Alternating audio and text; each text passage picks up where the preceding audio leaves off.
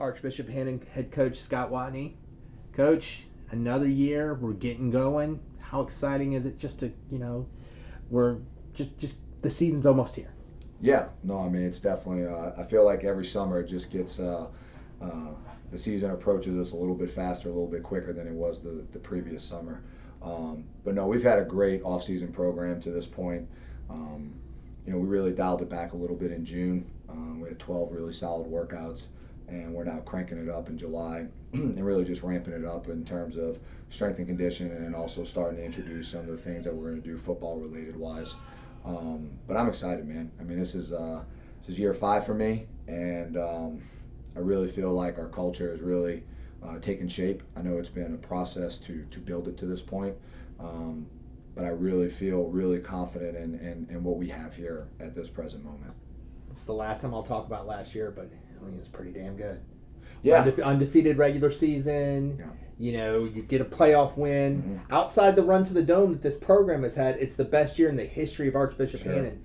How do you not look at that as the peak, but as just another building block of building a program? I'm glad you asked that, because that's actually, the building stages of this, and uh, trying to and capture to our guys and have an understanding of what it takes to be a state championship contender. If you just look at the last 2 seasons, which are obviously our 2 best seasons with me as the head football coach, we were 9-3 2 years ago, and we were 11-1 this year.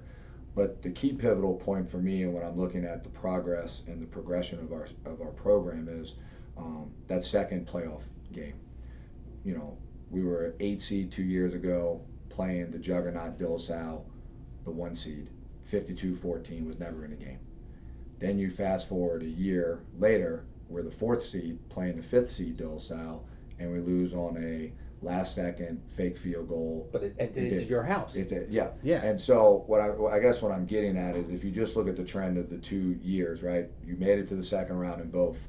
You weren't even close in one, and you were just fingertips away from being in the semis. And so if a trend is starting, my hope is, and it's what we talk about to our guys, is that we have to find a way to get past the second round.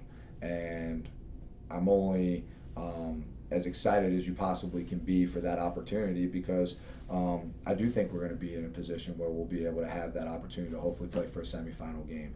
Our division is totally different than everybody else's. We're the 3A, 4A, right? We're the mix. We're the team that's going to have to play against the Evangels and the St. Thomas Moores, while having a student population that is drastically different than theirs. So we have to do things on our end strategically, and that's part of the reason why the schedule is the way that it is, because I need to find ourselves in sitting within the top 5 when we get seeded, in order for us to have a chance to play in a second round game that is going to be competitive, right? Not like a second round game for us 2 years ago where it was uncompetitive. And I think the only way to do that is to be within the top 4, because your second round, that team should be coming to you, and then you're 1 win away from playing in the semis. And when there's 4 teams, anything can happen. You know what I'm saying? So strategically, from the scheduling standpoint, that's why we put 5A teams on there and 4A teams. I was going to talk about that. Sure. Last year, you can make the case that maybe, I heard this, and I'm betting you heard this Sure. too. You make the case, they're 10-0 regular season, but they didn't play nobody. Right, of course. You ain't gonna get accused of that this year. No. Turlings, Yeah. Mandeville, Yeah. Lakeshore. Sure. I mean, is that part of, hey, our program has arrived, and it's time for us to be just like the other big boys in Sure. this parish? Yeah, absolutely. I mean, and it's not, it's really not just about being in this parish. I mean, if you're going to be a true state contender, then you're going to have to get outside of the bubble of the North Shore. And so, what those comments that were said the last 2 years is because, and when you really think about, and people forget this, but we were a 2A team that was transitioning to 3A. So we were doing exactly what the state was requiring us to do, which meant that we are playing up in competition. We had made the jump 2 years ago when we went 7-0, and then we were playing all 3A opponents, where the previous year we were playing 2A opponents. But people seem to forget about that and want to just look at, well, they're just beating nobodies. And, at the end of the day, anybody who's ever been a 10-0 football team will know how hard it is to beat somebody on a Friday night and to win all 10 of them. And I couldn't be more proud of those guys. And that was my first official class from seniors or from freshmen to seniors. And they truly embodied what we had been trying to build 4 years ago. And I mean, it's an exciting schedule. I mean, look, I say this to our kids all the time. Great opportunities have the possibility of having great moments in history. And if you want to really, really, really, really showcase what we have, well, then you'll go take care of what these opportunities are in front of us. Strategically from the PowerPoint standpoint, we're walking in before the season basically a win and almost a half, right? Because by playing up in classification, we have a total of 14 PowerPoints. So hypothetically, even if we just won 8 games, that would finish us at 94 PowerPoints, not including anybody else's wins. We won 10 games the year before, and it was 100. So we're only 6 off with 2 losses, and not including the wins. No one else has played a night.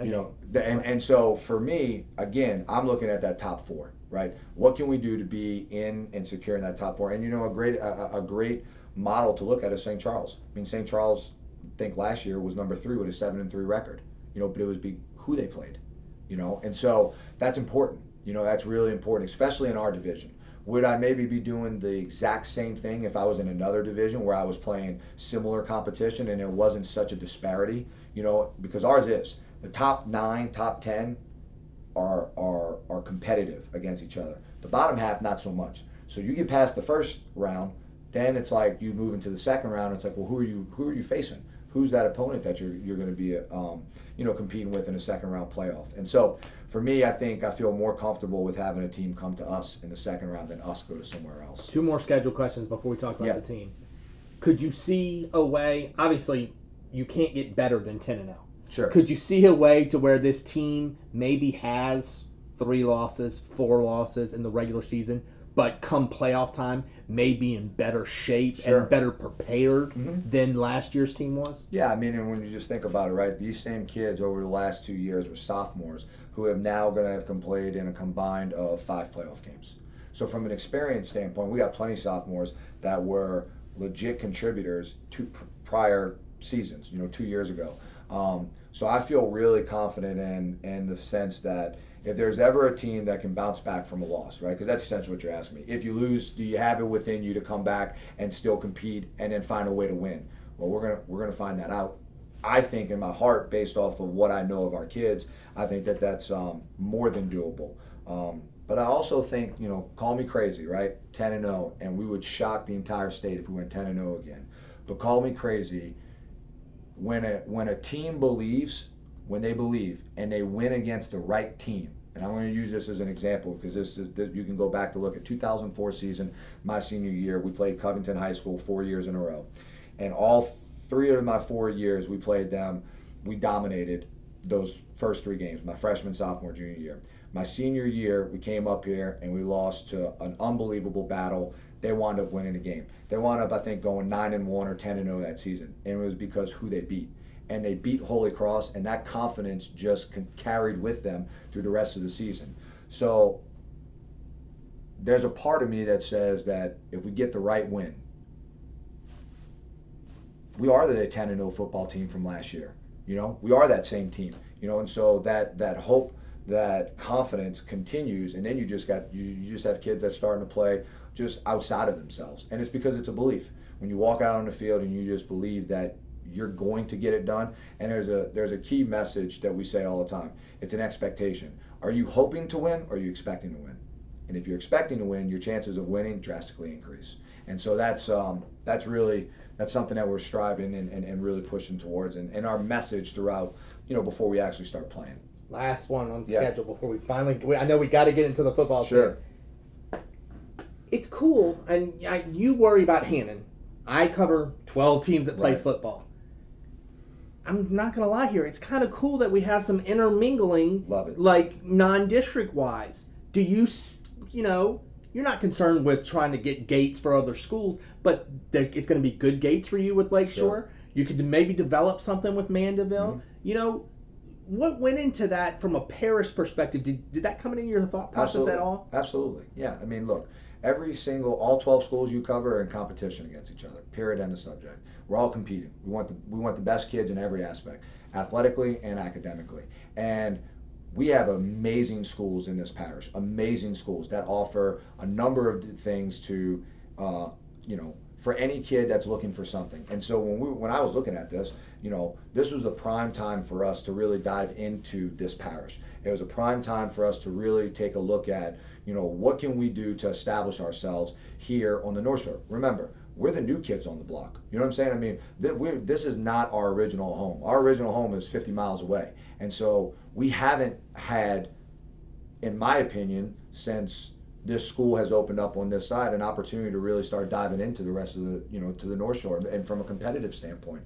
And so I'm super excited about it. And I think these parish teams are excited about it too. I can tell you this, it makes scheduling a lot easier. When you can pick up the phone and you can call, Hutch Gonzalez, you can pick up the phone and you can call Larry Favre and say, hey man, listen, it's getting ready to come into the next cycle for season. What do you think about playing us? That's huge. I mean, Slidell to Covington or Covington to Slidell, I mean, that's a nice travel, and you're playing great competition against great players and great coaches. And what more can you ask for from a program standpoint? So it was definitely a consideration in making this schedule to put ourselves in the mix of those 12 schools that you're referencing. Let's talk about the Hawks here. Yeah. I'm looking at the stats right now, offensively. Mm-hmm. I see one guy back who did anything. Brantley Taylor, sure. Your quarterback. Yeah. 9 games of regular season experience, 2 games of playoffs, that kind of stuff. But what can we expect from Brantley from really year 1 to year 2 as a starter? You see a big jump there. Are you expecting a big jump there? Yeah, absolutely. Let me tell you, the reason why we made the schedule is also because of the guys that we have coming back, and him being a key component to that. When you can play a quarterback that's going to be able to, when I made this schedule, if Brantley Taylor was going to be a first-year quarterback, probably not. But I made this schedule because I knew what guy I had that's going to be running the show offensively. And it's a guy with experience, a guy that took his lumps as a sophomore. He had some bad moments, but he had some excellent moments too. And so I'm looking for him to really take ownership of this team and really take ownership of this offense and really being the focal point for us, not only just for this year, but this is a 2-year schedule. That was part of the strategic in this. I might be having this guy as my 3-year starter, to finish out this schedule. So I'm excited for him, man. He's really grown up.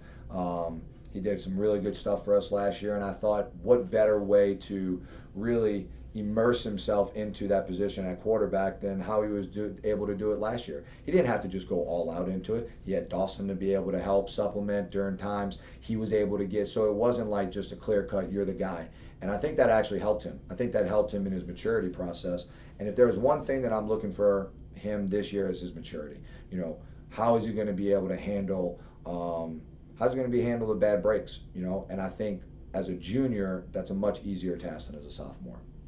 A Scott Wattigny offense, at least the ones that I know, there's never one bell cow.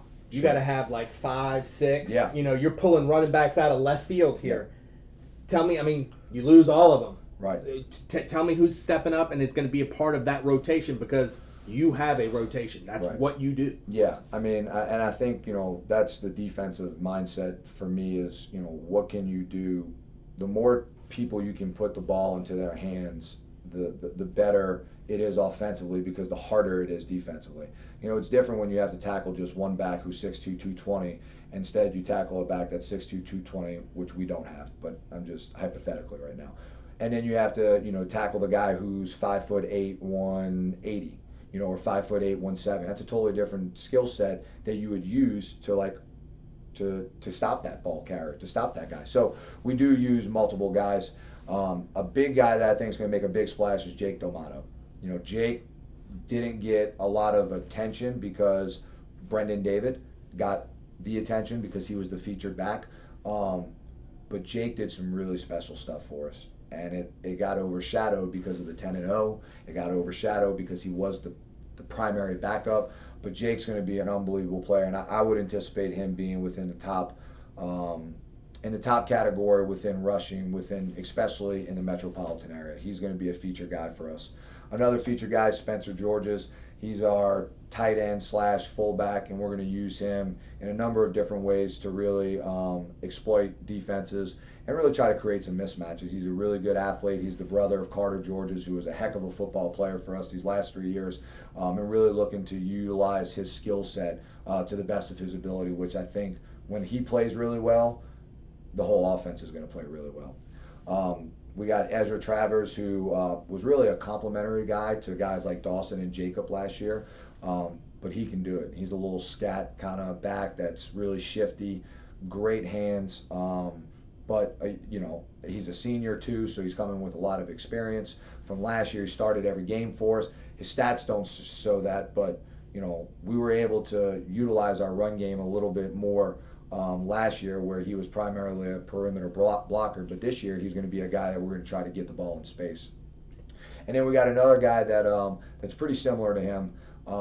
His name's Cade Hontiveros, and another super little athlete for us, another type scat back type kid that I think is going to be able to complement Ezra. We're going to be able to use those two guys pretty similarly. We got to find a third receiver. We got a whole slew of kids that can possibly do it, from Colin Palazola, Austin Landash, Kevin Carlton. We got some guys that really can have that opportunity to really excel in that position. It's going to be up to grabs who wants to grab that.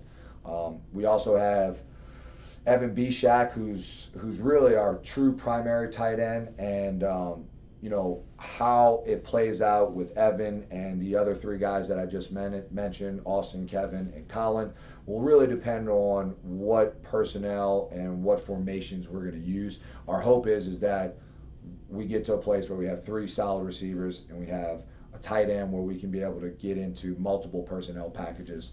So I'm really excited for all those guys. They got great opportunities, all from the junior senior class, which is great. You don't have anybody from the freshman sophomore class having to step into that type of role.